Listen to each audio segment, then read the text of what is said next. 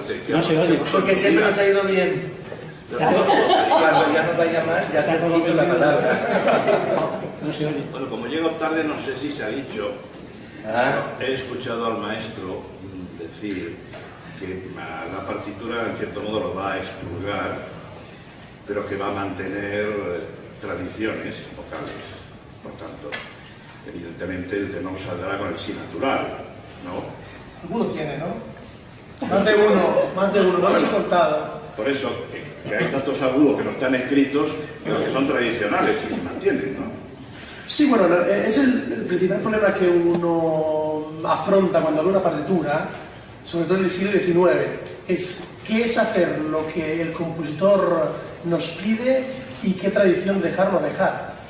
Cuando la partitura se escribía, el compositor escribía ciertos códigos en el que él sabía que el intérprete de la época iba a hacer ciertas cosas que dependería de su cualidad vocal, de sus capacidades vocales, entonces no se escribía, y otras en que obviamente sí que se decía, es decir, cuando Arrieta en un área, en un pasaje pone allegro, quiere decir allegro, no quiere decir andante. Eso es lo que a veces la tradición ha hecho, ¿no? Ha cambiado los tempos, los ha ralentizado para adecuar ciertas voces. Que no quiere decir que han sido versiones magníficas, versiones maravillosas, de referencia incluso, ¿no? Pero eso es diferente a lo que quería el compositor. Creo que tiene que quedar bien claro qué es lo que un intérprete hace para acomodarse a lo que él necesita y lo que hace para acomodar al compositor. Hay otros momentos, por ejemplo, al final de la barcarola de Marina, donde el compositor pone dos fermatas en dos notas que están separadas solo por una nota. Eso en la época se leía como una cadencia. Entonces la tradición decía hay que hacer la cadencia. Es decir, sí que hay tradiciones, los compositores esperaban que el intérprete hiciera tradiciones, pero las tradiciones que se esperaban hacer, no otras. Ya, bueno, seguro que esos sí naturales los inventó Tamberlik cuando, como Baucardé se inventó el do de la pira, ¿no? Que luego les hizo la cusquia a los descendientes, porque se ha mantenido la tradición a duras penas. Y en relación con la puesta en escena, que ya conocemos, yo le pregunto a Nacho García si mantiene esa oscuridad un tanto tenebrosa de algunos cuadros. Hemos dicho antes, de concepto sí. El concepto es, digamos, de claroscuro. Porque además yo creo que la historia habla mucho metafóricamente, empieza de noche, va al día cuando empieza la ilusión, cuando Marina recibe a Jorge, cuando Jorge vuelve a casa llega el día, pero luego vamos a un espacio cerrado que contrasta con la apertura del mar en el segundo acto, en el astillero, y sí quiero que se mantenga esa lucha entre los claros y los oscuros. Por ejemplo, si hay un cambio, que es que al final amanece, el iris de amor amanece. Antes no amanecía y ahora amanece, porque yo creo que dentro de esta simbología atmosférica, cuando se disipa la tormenta, como ella dice, es más interesante que vuelva la claridad como un reflejo visual de la luz que llega a las vidas de los protagonistas después de una época sombría. Entonces, digamos que el concepto es el mismo, potenciado un poco. Yo creo que no solo en la luz, también en la interpretación, también con Pepe Corzo en el vestuario, con Antonio, que es mi asistente, que ha hecho una parte importante del trabajo, siempre hay una misma sensación. Cuando uno estrena una producción, cuando uno estrena un título, el día del estreno, uno dice, ahora estaría preparado para empezar a ensayar. Porque la experiencia del estudio es una experiencia siempre fría y distante y personal. Y el acto de creación teatral es un acto colectivo y solo en el compartirlo con el otro uno llega a saber lo que le sirve al tenor, lo que le sirve a la soprano. Entonces no muchas veces uno tiene ocasión de volver a hacer un título y además volver a hacer una producción que ya se sabe porque la ha probado empíricamente, de manera que era una satisfacción para nosotros esta vez empezar tranquilos los ensayos sabiendo de la experiencia, y además lo habíamos hecho ya con 3 elencos, lo que nos gustaba, lo que no nos gustaba, lo que creíamos que funcionaba en relación a la música y lo que no. Y en cuanto a la luz, creíamos que el concepto funcionaba, pero que también el público podía ver un poquito más la cara en algún momento a los intérpretes y no iba a ser un problema, así que ese es el equilibrio que hemos intentado. Esa es la labor de los directores de escena, que tratan de darle miga o contenido a una anécdota tan estúpida como la de Marina.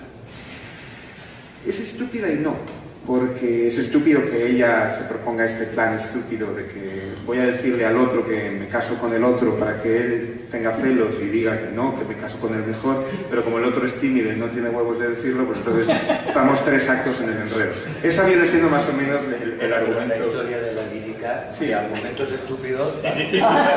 Yo, por lo menos en mi currículum, la mayoría de las óperas que he hecho son de argumentos estúpidos. Pero yo no creo que sea un mal libreto. Yo no creo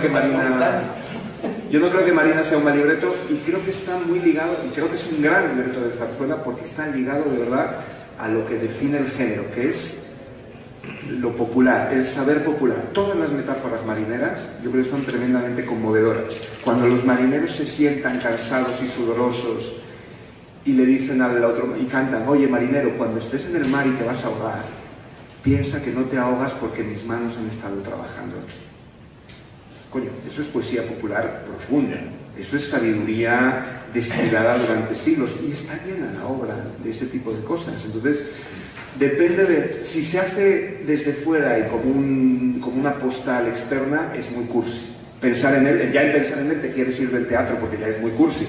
Pero si los intérpretes deciden trabajarlo desde otro sitio, yo creo que el título lo aguanta, que el libreto se aguanta y que la música es una maravilla. Pero los personajes están bien definidos. Sí, de los hermanitos.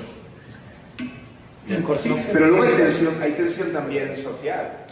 El maestro, antes de pasar a la siguiente pregunta, el maestro me ha pedido que quiera aclarar. Sí, yo quisiera hacer una puntualización, porque lo que pasa con la lectura de la partitura y con lo que usted preguntaba antes sobre las tradiciones, yo creo que es importante distinguir entre tradiciones y vicios de la partitura. Yo tengo un respeto por la partitura de Arrieta, por el compositor, inmenso. Tanto le voy a decir que fue una sorpresa para mí cuando empecé a leer con la orquesta. Nos pasamos más tiempo, o se pasaron los músicos más tiempo borrando vicios escritos en la partitura que lo que realmente había escrito Arrieta. Y eso es una cosa que yo creo que como músico y después como español me da mucho que pensar. Es decir, si pensamos que esta partitura se estrenó como zarzuela en el 55, Traviata se acaba de estrenar. Es decir, cuando vamos fuera de España y abrimos la partitura de Verdi, pongo Traviata, porque es uno de los títulos más famosos de la misma época, es decir, uno por respeto a Verdi no se permite esos vicios, esas licencias, ¿no? Es decir, yo creo que y estoy seguro que en esta casa se ha dicho más de una vez, ¿no? Pero nunca está de más recalcarlo. Si tuviéramos más respeto, ¿no?, a esas partituras, yo creo que descubriríamos mucho más tesoros, están ahí. Es decir, es una obra maestra, pero que tiene más tesoros que yo creo que están ocultos. Y como le digo, puntualizo, hemos pasado tanto tiempo borrando marcas a lápiz, ¿no?, que ocultaba las notas reales de Arrieta, que me ha sorprendido, ¿no? Y por mi parte yo creo que hay que partir del punto de vista del respeto del compositor, porque otra vez, cuando el director artístico David Bianco me llamó para dirigir Marina de Arrieta, no Marina de Tebar o Marina... Obviamente, como intérpretes, y eso es lo que sí que forma parte de la tradición, el compositor esperaba que cada uno haga un poco el traje a su medida, ¿no? Es decir, también estaría fuera de contexto hacer una cadencia que hacía el gran Kraus solo porque era Kraus. El gran Kraus lo hacía porque a su voz le venía bien. Y tratar de meterse en el traje de Kraus me parece que está fuera de contexto, así como Mozart escribía un aria para el cantante que tenía en su época disponible, y si cambiaba de cantante reescribía el aria o quitaba los agudos o ponía más agudos.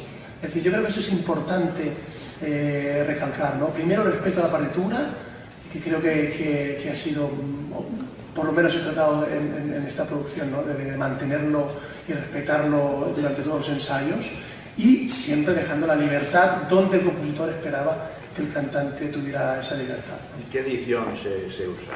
¿Qué edición se utiliza? La del libro. La La de Belén. Era Ramón Vance, era. Sobrino. Sí.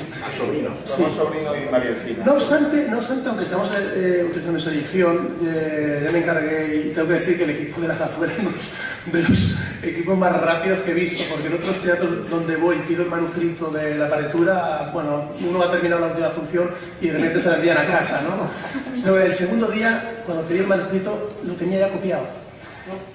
Y ya empezamos desde la primera página, ni siquiera el producto tiene la marca de andante. Normalmente se suele tocar bastante lento, no es original de Arrieta. Es decir, que hay un trabajo muy serio, también por parte del teatro, ¿no? de ir a la fuente, ¿no? A lo que realmente Arrieta quería. Y obviamente, son más de 150 años han pasado, ¿no? Y es imposible, ¿no?, estar allí, es imposible saber qué pasó, pero sí que se saben ciertas cosas. Entonces las cosas que sabemos y se pueden indagar, yo creo que con todo el respeto es importante que lo saquemos a luz, ¿no?, y le demos un poco más de brillo. ¿Y es la primera vez que lo hace? La primera vez. Y la primera vez que diriges el teatro, que tú no estabas ese día. La primera vez también. Creo, antes de pasar, espera, que Juan me ha pedido aquí atrás, ¿sí? Hola, aquí en el fondo soy Marta. Hola, Marta. Hola. Tenía 3 preguntas para Ignacio, así como muy rápidas y muy concretas. Una es que tiene Marina que la convierte en un hit del mundo de la zarzuela, en ser la zarzuela más representada de este teatro, que es lo que la define y que es lo que la convierte en la más representada, la más estrenada. 2, esto que hablabas antes de la carga ideológica, de la tensión social, de lo colectivo, de esa idea de anticipar la lucha de clases. Me gustaría si pudieras que lo desarrollaras un poquito. Y 3, ¿qué papel ocupa la mujer en esta historia? Porque hablamos de marineros que sudan y que son muy rudos y que son muy duros y tal, pero ¿cómo están dibujadas las mujeres en Marina? ¿Si toman decisiones o las toman por ellas? Gracias. Gracias. Pues contesto muy brevemente. Es un hit por la música, como todos los grandes títulos del repertorio lírico, porque la música es maravillosa, porque los personajes están muy bien definidos desde la música, porque la partitura es exigente, pero al mismo tiempo es profundamente lírica, y porque, como todas las zarzuelas que han triunfado, bebe de lo popular. Hay una habanera, hay un tango, hay una barcarola, hay unas seguidillas. No hay zarzuela que haya triunfado desde que este teatro se abrió que no tenga una conexión íntima con los sonidos y los ritmos que vienen de la tradición popular. Entonces yo creo que ahí está el éxito. La lucha de clases es incipiente, pero está. Pascual dice: yo tosco y rudo trabajador. Tiene un complejo de clase tremendo. Cree que Marina se va a casar con el marinero porque tiene los barcos y él solo es el que hace los barcos. Y también la propia Marina, que es huérfana y que ha sido criada en el pueblo, no se atreve a decirle a Jorge que le quiere porque cree que la diferencia social va a impedir que él se quiera casar con ella porque él es el rico del pueblo. O sea que, si lo queremos leer, ahí están, hay elementos incipientes de tensión social que son muy importantes en la obra. Y yo creo que Marina sí decide. Marina es un personaje fuerte. Decide mal al principio, se equivoca en la estrategia, pero hay una palabra que para mí es clave. Yo sé que puede sonar muy cursi, pero es muy importante. Yo se lo dije en algún ensayo a los tenores y a las sopranos, que es la palabra esperanza, que se repite muchas veces, casi en cada romance ellos lo dicen, que es la capacidad de esperar de la vida. Marina es alguien que sabe esperar de la vida porque cada mañana va al puerto a esperar que llegue Jorge, y Jorge nunca llega, pero ella no desespera, sigue yendo cada mañana. De hecho, empezamos la obra con ella corriendo al mar para plantear una imagen que sucede todas las mañanas en ese pueblo y que el pueblo lo ve. Por eso el pueblo le dice: espera, niña, espera, que él volverá. ¿Vale? Dios protege a los que se lanzan al mar. Eso dice el pueblo.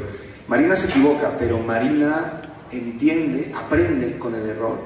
Se ve en un astillero con un hombre al que no quiere, rodeada de los obreros que la miran y dicen: oye, esta tipa no parece estar muy feliz con la idea de casarse, y se da cuenta de su error, y en el tercer acto intenta, frustradamente, porque yo hablábamos estos días con las sopranos, entonces sale en varios momentos a intentar decirle a Jorge, pero o le encuentra borracho, o está con Roque, o hay situaciones que no le permiten enmendar el error. Pero Marina se llama Marina no solo porque ella cante mucho y cante más que nadie, sino porque ella es la protagonista de la historia. ¿Sí? Ella toma la iniciativa.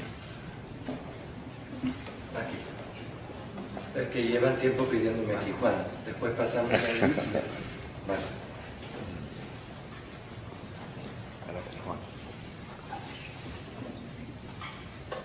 Gestión a radio, del Pino. En la recuperación de hace 4 años hubo algunos pasajes que ni siquiera conocíamos los más viejos del lugar, que no se ponían normalmente en la marina de postal, como el dúo tremendo del astillero, de los sopranos y el barítono, que milagrosamente sobreviven los dos, pero es tremendo. Fue un hallazgo, a mí me parece una de las partes más bonitas de la obra, y me gustaría saber si se van a mantener también, si se mantienen en esta producción. Luego, si me permitís una cosita mínima, a veces se desprecia mucho la historia de Marina, se dice una cursilada. A mí me gustaría recordar que se basa en una historia real, que Juan Prodón quería ser concejal de Lloret de Mar, veraneaba allí todos los veranos y vio que había pasado una cosa allí muy parecida y la contó. La pena es que no contaron lo que pasó de verdad, que es mucho más fuerte y más bonito, que el capitán se atrevió a sentarse con los trabajadores en vez de con los nobles del pueblo, ¿verdad? Pero bueno, que la historia es real, no es tan absurda. Y sobre todo la pregunta, que es a lo que he venido a preguntar, si se mantienen esas innovaciones que se hicieron en la recuperación de hace 4 años. Y no. ¡Guau! Gracias. No, no se hace ni el dúo ni la sardana. ¿Y por qué? Pues No me lo pases, porque yo no estaba ni en esta producción. Yo no estaba ni en esta producción. Al menos ha sido muy sincera la... No lo sabe. No lo sé. Eso es una respuesta. No lo sé. No, pero eso pasa el micro hacia allá, hacia el sector de allá. No sé si... Tampoco tiene que ver con la artística de aquella época. Es decir, como usted dice, es un dúo fantástico, pero es una reposición. Entonces, una reposición se hace, no se intenta conservar lo que se ha hecho antes, ¿no? Y yo creo que debe a eso, a la producción de 2013, quien tomó la decisión de cortar, ¿no?, estos números. No, en 2013 se hicieron. Se incorporaron por primera vez en 2013. Se fue un añadido. Se incorporaron. Fue un añadido y era la novedad que había un poco. Y las sardanas. La sardana y el dúo. La sardana y el dúo. Sí, que están ensayados y están Lo montados. contestaremos por correo electrónico. Creo que he sido el niño malo de los ruedos. No, has hecho muy bien en cogerle un renuncio. Se pone contento. A ver si somos Muy buenos, bien. ¿eh? Pasa. Ya. Buenos días en primer lugar. Felicitar por que venga la gente joven y empezar cosas extraordinarias. Ahora, Marina, estamos hablando de Marina, y es sobre todo una obra que requiere personajes centrales bragados, tanto de carrera como el personaje que significan. Por ejemplo, y si está todo vendido, y si no casi todo, ojalá, bastante de los que vengan pueden recordar a Kraus y Sardinero. Es decir, yo lo escucho con frecuencia en casa y el brindis y tal, por otras cosas que Daniel sabe, los brindis. Entonces, ¿hasta qué punto, digamos, que se afronta, digamos, el reto, que es indudablemente un reto importante, porque sobre todo, aparte de que nos dirija, a los cantantes, porque, bueno, tiene que tener mucho carácter y, con perdón, mucha mala leche en un momento dado. Pero yo no te he entendido la pregunta. Pero como te conozco, te quiero decir, o sea, no, pero no te he entendido la pregunta concreta, creo que lo expliqué. No sé que cómo afronta realmente ese reto, especialmente, aparte de... Pero ¿sabes qué pasa? Que la gente, o sea, llega un momento que uno tiene que pensar en el hoy y en el futuro. Entonces, ni se me ha ocurrido preguntarles a todos ellos cómo pueden afrontar eso, porque si no es mirar hacia atrás y de lo que se trataba y el planteo de al poder hacer esta ópera, que es una ópera que siempre tiene éxito, que además está demostrado que tuvo mucho éxito la última vez que se ha hecho en el 2013, con 26 representaciones, era justamente lo que conté, darle uno... Es que no No es hablar que si imiten a Sardinero o a Kraus, no. Como esos personajes como tales que son complicados. Es decir, como los roles. Como los roles. Vale. Eso ya a vosotros. Porque yo no lo canto. Ya te entiendo. Sí, yo he sacado no te entendí por el eso. ejemplo. Sí, ya no te había entendido. Perdona. Evidentemente todo el mundo sabe de la complejidad de la partitura. En mi caso, voy a hablar de mi caso concreto. Es muy exigente, quizás sea de las obras más exigentes que me ha tocado interpretar. Y como todo el trabajo que hago yo siempre empieza muchísimos meses antes, cuando se me propone hacerlo, muchos meses antes de trabajo intensivo con, en este caso con mi maestro de canto, con mi repertorista, mío propio, pero no es diferente al resto de interpretaciones de otros papeles que tengo que hacer, es decir, el modus operandi es siempre el mismo. Empiezan muchos meses antes con una preparación profunda y sobre todo, pues, como decimos los cantantes, meter los bosques, cantarlo y cantarlo y cantarlo una vez que ya está aprendido. Y evidentemente todo el mundo tenemos referencias, pero las hay de Marina y las hay, si se hace Traviata, las hay de maravillosos cantantes que interpretan Traviata, y de todas las obras hay referentes de los que evidentemente no se pueden escapar, pero tampoco quedarnos ahí, porque entonces si yo solo tuviese el referente de Kraus o de Pavarotti en ciertas óperas, al final no cantaría. Entonces bueno, pues o sea, no imitas a nadie. No Sigue porque una línea. no, evidentemente yo como cantante y por supuesto aficionado siempre he escuchado a todos estos grandes cantantes y me ha encantado escucharles, pero a la hora de trabajar prefiero hacer un trabajo mío, porque no lo que, como bien decía el maestro, muchas de las cosas que hacía Kraus no las podría hacer yo simplemente porque mi voz no es la de Kraus, y al contrario, es decir, que por supuesto que les escucho y me encanta, pero el trabajo es muy, muy personal. Claro, síntesis. Lo tiene que contestar. Ya lo ha dicho todo, ¿no? Ya lo ha dicho todo. No, aquí. Bueno, te han robado el micrófono, ahora te toca. Bueno. Dicen que una imagen vale más que 1000 palabras, y los carteles de Marina dejan mucho que desear, que incita a venir al público, sí. Y otra de las cosas que hay, que han cambiado un apellido por un nombre. El libreto está hecho por Ramón Carrión, y es Ramos Carrión. Bueno, del cartel voy a decirte que la realidad no te favorece, porque no sé si es por el cartel o por el título, pero tenemos todo vendido. Esto por un lado. En los carteles los defiendo a muerte porque me parecen maravillosos, pero también comprendo que no te guste. Lo del error tienes razón, que lo hayas visto y lo corregiremos. Vale, eso es verdad. Pero aparte de esto, ¿tienes ganas de ver Marina? Porque si quizás el cartel te ha llevado que no quieres verlo. No, porque... No te gusta nada. No, que hay que conocer también Ramón, la gente que no está muy entendido de... Ya, bueno, pero... de ópera, que vea a Ramón en vez de Ramos. No, ya. Pero solo rompe las copas quien las lava. ¿Entiendes? Bueno, con tanto título nos hemos equivocado. Pobre señor diseñador cuando le ha dado. Lo que pasa es que es curioso también, te digo, y esto nos pasa, y podemos ir a la hoguera por esto, pero es que somos muchos que revisamos esto y no lo hemos visto. O sea, pero bueno, mira, rectificamos. Y tienes razón. Es un corrector de imprenta. Claro. Toda vida en una revista y claro. sabes que es una revista. Juega con ventaja. Hay que tener 40 ojos y además es que llamativo. Ya. Pues fíjate que somos más de 10 personas que revisamos esto y nadie nos hemos dado cuenta, cosa que te agradecemos.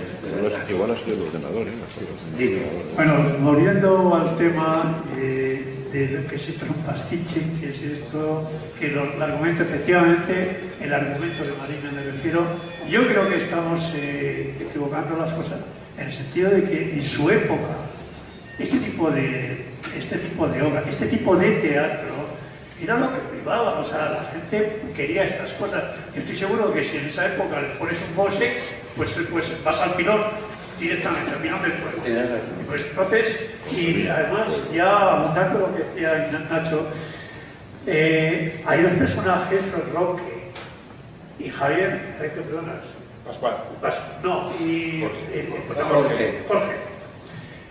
Que es una contraposición total, o sea, y eso está muy bien estudiado, y la voz de cada uno de ellos y lo que es cada uno de ellos, un hombre que está sometido, pero que tiene su carácter al señorito del pueblo y al capitán, pues hombre, eso es digno de valorarse.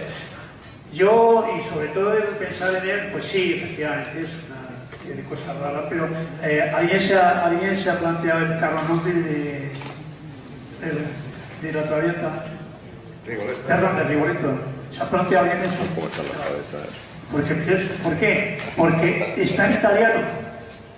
Y claro, la gente dice, oye, qué bonito el carronombre. Léaselo sobre el título. Pero como Marina está en español, pues está claro que se puede criticar mucho más. ¿Tú qué opinas sobre todas estas cosas de una Marina, por ejemplo, hecha al antiguo estilo, en este momento? Yo no me meto con lo que hacen los demás. Yo bastante tengo que intentar hacer la mía honrosamente. No está tan mal, pensar en él, esa es mi vida, amarle fiel, y se va al agudo. Bueno, son unos valores que son totalmente respetables y que no están mal, y que además ella va a defenderlo a lo largo de toda la obra. Creo que es más interesante, digo, por agarrarme a lo otro, lo de la oposición Roque-Jorge, que además está muy bien estudiada y muy bien analizada. Libreto. Jorge llega y dice, uy, por fin he llegado a casa, dichosos los ojos, y llega y en casa está feliz. Roque está jodido, porque a Roque lo que le gusta es estar en el mar y piensa que en la tierra los valores son peores que la solidaridad entre marineros. Ahí empieza. Y tanto en lo vocal, cuando él canta y se despide de la playa en la que ha crecido, la frase de de Roque que contesta es violenta, agresiva, vámonos de aquí, vamos a la mar. Es decir, está muy bien, si el libreto no está mal. El tiempo pasa con dificultad por muchos libretos, pero a mí no me parece de verdad un problema, y creo que parte del problema tiene que ver con nuestros complejos, con lo que somos como pueblo, con lo que somos como sociedad y con lo que somos como cultura. Y como es una habanera, y como es un tango, y como es una seguidilla en vez de ser una tarantela, pues nos parece peor. O como están en Lloret y piensan en las cosas del mar de Lloret, pues nos parece peor que si estuvieran en el Báltico. A Janáček todo el mundo le encanta, de luego, o sea, uno ve Katia Kavanova y es la historia de una señora a la que la suegra le hace la vida imposible. Claro, si fueran de Albacete nos parecería muy vulgar, pero como son checos nos quedamos todos fascinados. Yo creo que algún día tendríamos que hacérnoslo mirar como pueblo y como país, esta cosa que nos pasa de que lo de fuera nos parece fascinante y lo nuestro nos genera muchas dificultades y muchos complejos. Yo con Marina no tengo ninguno, y con la zarzuela tampoco, ni cuando la hago aquí ni cuando la hago fuera. Pero hay que reconocer que la historieta, si nos centramos solo en la relación de Marina, Jorge, es muy ñoña. O sea, está contada, las otras cosas que he dicho sí, pero la relación entre Marina y Jorge es muy ñoña, son equívocos muy infantiles. En el siglo XIX, un pueblo de España profunda, a ver lo que se puede y lo que no se puede hacer. Creo que conviene recordar, y que no perdamos de vista, la diferencia entre el teatro y ópera. Es decir, en el siglo XIX, otra vez, en la misma época, cuando Marina se escribió, se estaba escribiendo Puritano, el argumento sonámbula, el argumento... Muy tonto. Pero no importa, es ópera. Es decir, la ópera lo que hace es, cuando tiene un libreto que puede ser considerado débil, que no guste, ñoño, según algunos, es decir, lo eleva, lo acerca al sublime gracias a las notas. El poder de la música es el poder del canto. Yo creo que a veces estamos exigiendo más de lo que los propios compositores exigieron. Obviamente tenemos grandes obras maestras como Tell, ¿no? Y un gran Verdi ha puesto su música, pero si nos vamos a la Giovanna d'Arco del mismo Verdi, con el libreto de Schiller, que ni siquiera era tan bueno, ¿no?, en aquella época, ¿no? Pero es la música lo que lo hace grande. Yo creo que eso es lo que convierte ópera y lo que lo diferencia del teatro, ¿no? Otra vez, como dice Nacho, y como le dije al principio, cuando uno va fuera y hace repertorio italiano o alemán o incluso inglés,